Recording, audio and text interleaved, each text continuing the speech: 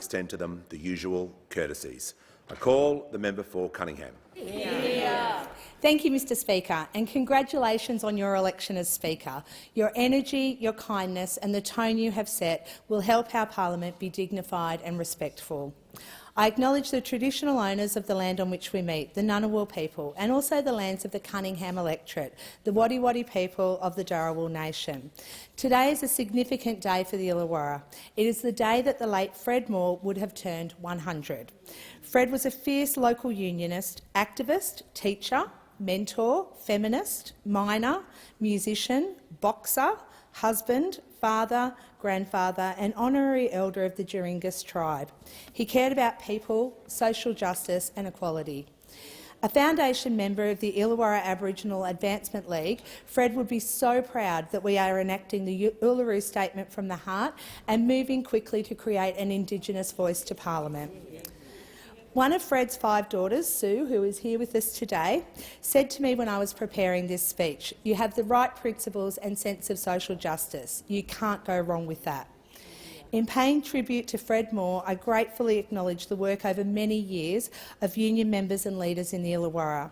Their activism has led directly to changes in policy in response to industrial accidents like the 1887 Bulli mine disaster, the 1902 Mount Kembla mine disaster, battles like the Dalfram dispute in 1938, and the campaign by migrant women to work at the BHP Steelworks in the 1980s, known as the Women of Steel dispute. I thank Robin Murphy for her support and for telling the story of these women through the Women of Steel documentary. These events shaped our community and our workplaces, contributing to the Illawarra's unique character. I thank wholeheartedly my good friends in the Illawarra Union Movement for their support and friendship over the years. Arthur Rorris and Tina Smith from the South Coast Labor Council, Rob Perk and Brad Gibson from the TWU, Tara Coote and Ellen McNally from the ETU, Paul Farrow, Chris Newbold, Joe Hutchings and Laurie Gripton from the AWU, Rudy Oppetz and Mick Jones from the USU, Bob Timms and Andy Davey from the United Mine Workers Union, Mick Cross and Michelle Myers from the MUA, Rob Long and Lorraine Watson from the TAFE Teachers Association, Duncan McDonald, Henry Regenda, Maury Mulheron and Angelo Gavritalis from the Teachers Federation, Anne Knight from the SDA, Chris Christodoulou, formerly of Unions New South Wales and now CEO of Greenacres Disability Care, and my very good friend Narelle Clay, President of the ASU and CEO of Southern Youth and Family Services and her amazing team at SIFS. I also thank Jared Hayes, Adam Hall, Lynn Russell, Lauren Hutchins, Mary Basevsky and Renee Sheridan from the HSU for their tireless support of our local aged care workers, allied health staff and paramedics. It has been a privilege working with you to develop Labor's aged care policies we are now implementing due to the hard work of previous Shadow Minister Claire O'Neill and our new Minister Annika Wells. I would also like to thank Andrew Detmer and Ian Curry from the AMWU, Mark Burgess, formerly of the ETU, and Brad Parker from Mates in Construction for their friendship and sharing their knowledge of apprentice policy. My mum, Petronella, or Pem as she is known to everyone, has a familiar story of the Illawarra. She migrated from Holland when she was in primary school, starting her life at the Skyville Migrant Centre before moving to Bondi, where her parents operated a delicatessen, and then on to Coldcliff 7 years later. I grew up in Woonona, a typical Australian suburb, and I went to Woonona Public and Woonona High. We grew up in a house that my late father Ron was converting from 3 old flats. Like painting the Harbour Bridge, it was an ongoing project. For much of my childhood, we had no proper flooring, no plaster on the walls and electricity switches hung out of the walls. Dad was a sparky. Dad worked in the mines and was in and out of work, a common experience as the Illawarra suffered the harsh economic winds that blew through coal and steel making in the 1980s. Mum and Dad often struggled to keep our home, and Mum would try to convince us that lamb's fry was steak when stretching the family budget. Not terribly well. At times it was tough, really tough, and it's an experience you don't forget. It is why, throughout my working life, I have stood up and helped workers and vulnerable people. Worrying about the future of your job, paying the mortgage and putting food on the table can become overwhelming. I will always work for more jobs and investment in the Illawarra. I want people to be secure in their work and able to take up opportunities as they arise. Dad dreamed big. He loved innovation and new technology. When he could afford it, he was an early adopter. Sometimes he got it right. We were one of the first houses in Woonona to have solar panels in the 1980s, and we had an Apple IIe computer. Sometimes he missed the mark, like choosing Beta over VHS. He argued passionately that Beta was technically superior. Many hits. Many hits with the occasional miss. It's the story of human progress. My formative years were a mix of school, surf, sun, work at McDonald's and some standard teenage rebellion. In reflecting on my upbringing, I couldn't help thinking of Puberty Blues by great Australian author Cathy Lett. It was a coming-of-age story and I saw myself in it. I could never understand why, as a young woman, I was encouraged to do sewing and home economics. Why, when I came first in computer studies in Year 9 and 10, the boys I beat were still lauded as the computer geniuses. We girls could never understand why we had to wear scungies for school sport, effectively running around in a T-shirt and underwear. When confronted with leaking lights, we organised and forced teachers to teach us outside. We drew attention to the problem and worked together to get it fixed, in what would now be described as student activism. At the time, we didn't have a label for it. We were simply looking for fairness. The determination for a better deal and fairness are things I have pursued throughout my life. I am not willing to see people treated poorly just because they are vulnerable. Socially, my experience was relatively smooth, but not all of my classmates could say the same. I watched the struggles of 3 of my friends who were gay and could never dream of coming out at high school. Thankfully, we have made progress. They are all now out and proud and living their best lives. They include Daniel Mahe and his partner Patrick, who are here in the gallery today. Others in this place typically left school to go to university. I left school early in Year 11. My parents were clear, though. Leaving meant going into training or getting a job. I did a business administration course and got my first full-time job as the accountant's assistant for New South Wales Labor. After a year and a half of commuting to Sydney, I was fortunate to obtain a job as an electorate officer with the then federal member for Macarthur, the Honourable Professor Stephen Martin AO. Stephen went on to represent Cunningham, and I also acknowledge Stephen's predecessor in Cunningham, my friend Stuart West and his wife Mary Paris. It was in Stephen's office where I learned the importance of good local representation, and I thank him for the opportunities he gave me. They led me here today. It was also where I learnt the importance of punctuality, a good work ethic and fixing problems. It's been said that I'm like a dog with a bone when it comes to fixing people's problems, sometimes as a compliment, sometimes not.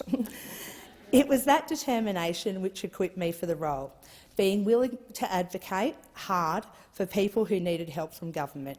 Constituents are often angry or distressed, or both, when they approach their local MP for help, because they have been let down by the system. If people come to me for help or advocacy, they get it in spades. For example, my good friends Professor Justin Yerbury AO, a recent Eureka Prize recipient for his MND research, and his amazing wife, Dr Rachel Yerbury.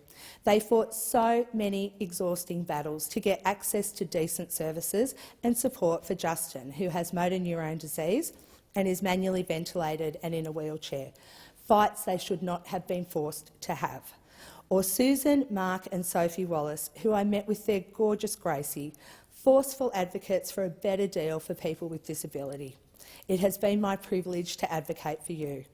I share your stories to demonstrate our need to fix the system so people can concentrate on caring for their loved ones, not bureaucratic battles. I will work hard to improve the NDIS to make it work for Australians with disability. Minister Bill Shorten has already started this work. I will work hard to implement our reforms to aged care to provide better care for older Australians. I will work hard to improve access to primary health care with an Illawarra Medicare Urgent Care Centre. It will give people a bulk billed service and help reduce waiting times at Wollongong Hospital ED. I will work hard to implement our housing policies so that more people have a roof over their head. My motto as a staffer was always apologise for the failure of the system, empathise and act, but never overpromise.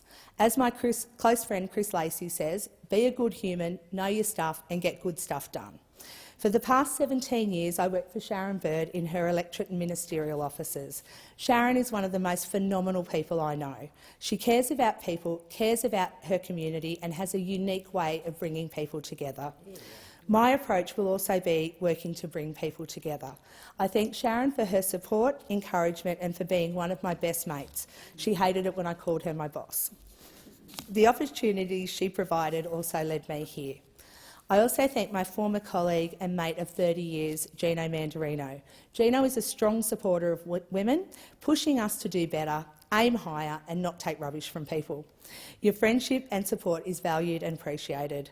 And I also thank Sharon and Gino's grandchildren, Anton and Sienna, two of my youngest supporters. Gino and my husband, Paul Scully, are my toughest critics, but also my strongest supporters, a powerful mix.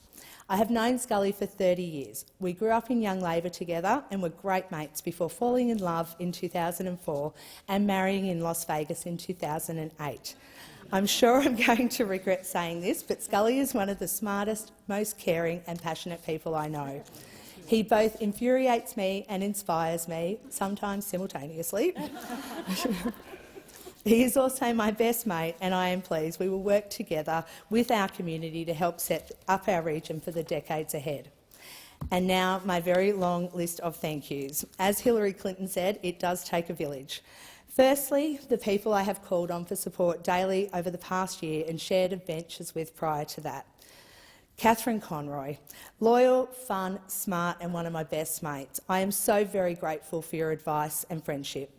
You, your sister Paula and your mum Marguerite, or Mrs C, make a very formidable family of strong women. To Richard Brooks and Nelson Tang.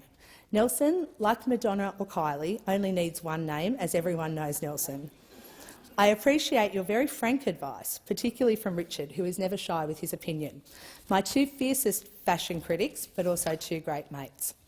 Thomas and Libby Moorhead, your friendship and support is so very much appreciated over many years and cemented over problem solving with bubbles and burgers. I thank Thomas for fighting with me for better paying conditions for staff and for helping me to set up my office. Mitch O'Dwyer and Caitlin Rudenrees, my campaign director, field director and great friends. Thank you so much for your time, your kindness, your advice and your support. And a huge thank you to Monica, Marta and Ellen for giving up your husband and dad to help me and for bringing the fun to the campaign meetings. Caitlin is a fearless young woman with strong ethics and has a great future in front of her. And thank you to my campaign team, Geordie Horan, Nathan Brown, Kate Pasterfield and Izzy and Sam Cork. I really appreciate the time you invested in me. And I especially thank my new office team, Chris Bird, Francis Kirkham, Idalina Guerrero, Callan Bain, Hannah Elbasha and Shane Howard. I am forever grateful to you for all of your work in setting up the office and the long hours and commitment you are already devoting to our constituents. I also want to thank my local parliamentary colleagues and their teams who stood on pre-poll and street stalls with me. Stephen Jones, Fiona Phillips, Ryan Park, his wife Cara and son Preston are here today, Tanya Brown, Janice Kershaw, Richard Martin, David Brown, Anne Martin and Linda Campbell. Thank you also to Bianca Gonsalves and Adam Devereaux for your friendship, support and encouragement. Bianca has been my best mate since primary school, where we were known as the Shadows as we were rarely apart. Thank you to Kylie Martin for being another best mate over so many years. Kylie is another provider of full and frank advice. I seem to have quite a few of those in my life. A huge thank you to our local branch members and the mighty Illawarra Young Labor. You phone banked, you stood in shocking weather on street stalls, pre-poll and that rainy, cold election day. Too many of you to name individually. Many of you are in the gallery today, but you and I know who you are and I'm forever grateful to you. A few that have provided strong friendship and support over many years and campaigned with me almost daily include Nick and Judy Whitlam, Lynn Ferry, Ian Turton, Jim Allen, Paul and Kay Tuckerman, Bob and Ann Bauer, Bev and Kev Reid, Neil Barnett, David Campbell, Michael Muir, Kristen Wall, Carol Martin, Tim Coombs, Elizabeth Osborne, Graham Kahabka, Chris Lacey, Karen Stevens, Naomi Arrowsmith, Ron Watt, Blake Osmond, Elise Del Piano, Therese Smith, Tom Ward, Bill and Michelle Stevens and Michael and Norma Wilson. And I would particularly like to acknowledge two of my favourite branch members, Annie Wilcox and her great mate Stella Chapman. I also want to thank Bob Namber, Dom Offner, Alex Costello and Liam Rankin for working hard to ensure that New South Wales Labor is a respectful, ethical and fair organisation, and a winning one. To Amanda Fazio, Cassandra Wilkinson, Paul McClay and David Latham, thank you for being fearless and always standing up for what is right. Thank you to Jessica Malcolm Roberts and to Kayla Hollywood for sending me beautiful pictures of your lovely baby girls, Alexis Malcolm Roberts and Ella Hollywood, during the campaign. I also thank local oncologist and champion for local cancer services, Professor Phil Klingon, and his wife Margaret for their very strong support. Also to Faye Campbell and Michelle Saunders, whose fight for our hospitals remind us all about the true nature of care. These champions work hard to try and stop people being taken by cancer too young, like my good friends Tony Newman, Campbell Giles and Louise Biggs were. Thank you to my friends at Bellambi Surf Club, including Craig Kershaw, John Hobbs and Tara Robertson. To Paul Boltwood from Corrimal Chamber of Commerce, Renee, Bruce and the whole Horton team from All Occasions Flowers, Kevin Crane and Nat Smith from Broken Glass Hair, Kylie Montgomery from One Cake Down, Wayne and Jane Henderson from Tonito's Cakes, and Ash and Charlie from Port Beirut for their very strong support as well. And I cannot forget the support provided by my long-time friends Michael Crowe, Beck Lee and their children Tara and Ewan. I also thank some of my colleagues who gave me advice and support over many years. Julia Gillard has been a friend and an inspiration. I will never forget her leadership, advice and kind messages of support. And I am thrilled that Anthony Albanese, who I have worked with during my entire time in the Labor Party, has become our Prime Minister. Like me, he doesn't forget where he comes from or the life experiences that have instilled the values he brings to the Prime Ministership. I also thank my long-term friends Michelle Rowland, Milton Dick, Joanne Ryan, Tanya Plibersek, Tony Burke, Tony Sheldon, Jim Chalmers, Brendan O'Connor, Sharon Clayton, Mike Freelander, Anne Stanley, Amanda Rishworth, Jason Clare, Emma McBride, Meryl Swanson, Matt Thistlethwaite and my new class of 2022. And former members, Chris Hayes and his wife Bernadette, Gabe Rotman, Wayne Swan, Laurie Brereton, Leo McClay, Peter Garrett, Craig Emerson and Tracy Winters, and Laurie Ferguson and his wife Maureen. And friends from the New South Wales Parliament, Anilak Chanthavong and his wife Anna and children Audrey and Christopher, Aaron Rule, Greg Warren, Linda Volts, Trish Doyle and Yasmin Catley. And also to former Senator Kim Carr and his fabulous staff who taught me so much with a lot of fun along the way. Now Minister Rachel Stephen-Smith, Emily Forrest, Fiona Scott, John Byron, John Angley, Gary Moorhead, Christopher Anderson, Ray Casson, Ellie Hughes, and also Fiona Bastian and Sam Cardwell, and their super cool son Hamish Cardwell. And another special shout out to Justine Elliott and Team Tweed, Craig, Alex and Joe Elliott, Kylie Rose, Reese Burns and Jerry Ambrosini. I would also like to thank my family, my mum Pen and late father Ron. Unfortunately, Mum is not in the gallery today, but she is watching at home. Thank you for your love and support. I also thank my brother Colin and Karen, Kimberly and Kaylin, and my in-laws Inta, Ian, Jane, Boyd, Annabelle and Max, and Glenn, Rosie and Timothy. A special thank you to my Aunt Edith and cousins Leah Marley and Laura Jean Gully, and campaign dog Fabian. Leah has travelled from America to be here today. Edith and I are both early risers, and our early morning chats are very much appreciated. I absolutely loved my career as a staffer, all 29 years and 11 months of it. I was proud to represent staff as a USU delegate and staff representative. I thank USU Secretary Graham Kelly for your support in helping the amazing staff here in the Parliament. I have been overwhelmed by the messages of support, good wishes and volunteers from hundreds of current and former colleagues. It was suggested to me that it would be easier to table this list, but given the contribution these talented, kind, hard-working and fun people have made to this place, our community and our country, they deserve to be acknowledged and thanked individually. Angie, Michael and Riley Sidonio, Andrew Big Top Topper Moore, Cora Trevathan, Andrew Reeves, Ben Rillo, Tanya Drewer, Lou Cullen, Bernie Shaw, Christina Valentine, Nympha Farrell, Kula Alexiadis, Andrew Downs, Owen Torpey, Laura Ryan, Odette Visser and her husband Andrew Green, Michelle Fitzgerald, Vicky Fitzgerald, Shannon Threffel-Clark, Ryan Liddell, Anne Clark, Denise Spinks, Deborah Biggs, Drew Ethelston, Hayden Gray, Erin Smith, Kylie Jenkins, Anna George, Nina Gerace, Barb Pinney, Jenny Lynn Mann, Samantha Miles, Teresa Lane, Kim Pagan, James Bartlett, Nicole Duffy, Adam Boyden, Mitch Wright, Ali Black, Jennifer Light, Todd Pinkerton, Chris Fry, Meredith Horn, Georgie Slater, Zach Alexopoulos, Bryden Toner, Bryce Wilson, Nick Mellis and Poppy Mellis,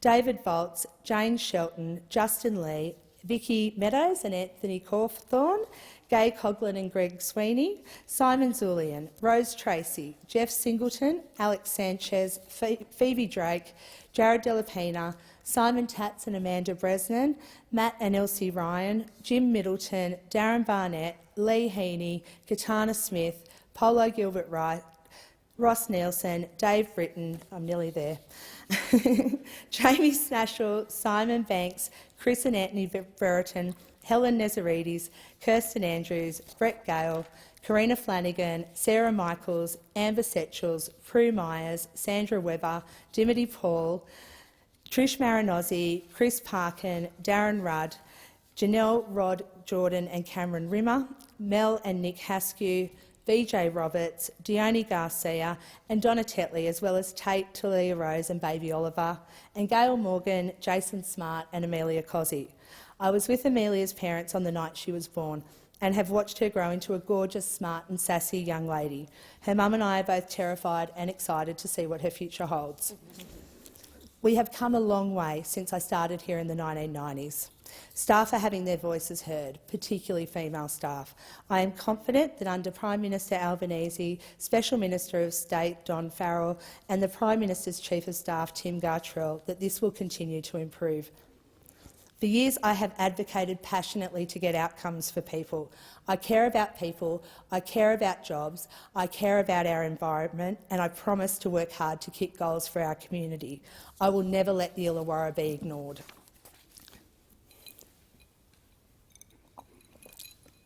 Our community is suffering from nearly 10 years of a government that gave up on us. It left us in a terrible state with debt, inflation, stagnant wages, having failed people and ignoring action on climate change. Addressing the gender pay gap and women's workforce participation were reduced to a talking point, if that. To much relief, the election of the Albanese Labor government has ended that sad era. We pushed for a pay rise for low-paid workers, we'll put humanity back into aged and disability care and train Australians for the jobs of the future. And I'll make sure the Illawarra gets its fair share. I support action on climate change, structured to create jobs while reducing emissions. The Illawarra has long been a place of steel, mining and heavy industry. Our deepwater port and world-class university provide enviable connections to the globe. We stand ready to be leaders in achieving net zero emissions by 2050. We stand ready to use our skills to produce high-quality steel in a more sustainable way. It will be used to build the renewable energy and transmission infrastructure we need to power homes and industries. The government's early actions to rebuild Australia's global reputation sends clear signals to business and industry. Wollongong community, business and union leaders understand the importance of workers and businesses having the skills for the modern economy. We have a skills crisis in renewable energy. 3 in 4 solar companies struggle to recruit electricians. Experience in renewables is the main obstacle. Wollongong can play a major role in supplying that highly skilled workforce. To support this aspiration and build workforce and small business capacity, I have secured an Energy Futures Skills Centre for the University of Wollongong and a Renewable Energy Training Centre for Wollongong TAFE. They will cooperate to put the Illawarra front and centre of our cleaner economy and jobs future. I thank the University of Wollongong Vice-Chancellor Patricia Davidson, Carnio Feravanti, Ty Christopher and the Executive Director of Business Illawarra, Adam Zarth, for their help and advice. I also thank Stephen Ferguson from the Australian Hotels Association. He recently came to Wollongong and met with Ryan and Nikki Aitchison from the Illawarra Hotel and saw some of the amazing things our local businesses are doing to repair the environment. They have just employed a sustainability officer at the pub. We also need to focus on education, from early childhood education to primary and high schools, TAFE and universities. As I said earlier, my educational path was not the traditional one. After a sizable gap and with the encouragement of my friends at the university, I completed a master's degree. It was daunting, but I am better for it and proof that education is a lifelong project. My commitment is to deliver for our region. I have secured a community battery for Warrawong, a community with low household incomes, allowing those who cannot afford to invest in their own solar panels to share in the benefit.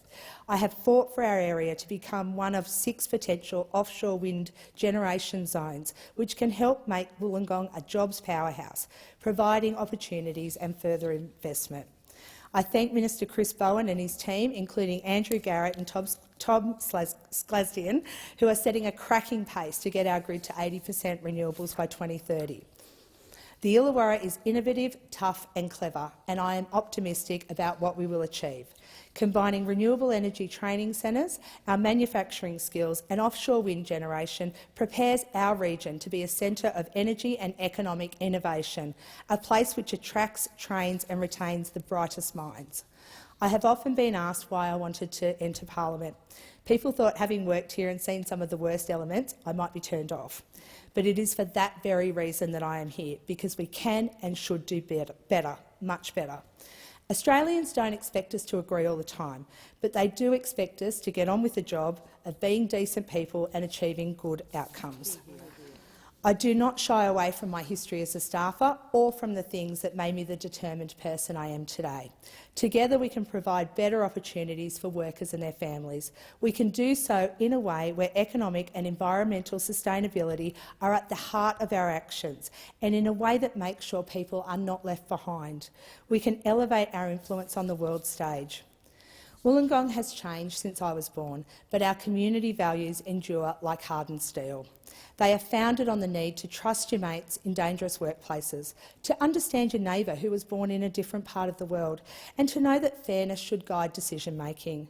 To continue this, to fix it, to build on it, to harness it and to grow it are the reasons I sought election. When I was elected, my good friends Luke and Renee Toy sent me a quote from President John F. Kennedy's inaugural speech. I cannot think of a better way of ending my first contribution. But let us begin. I thank the House.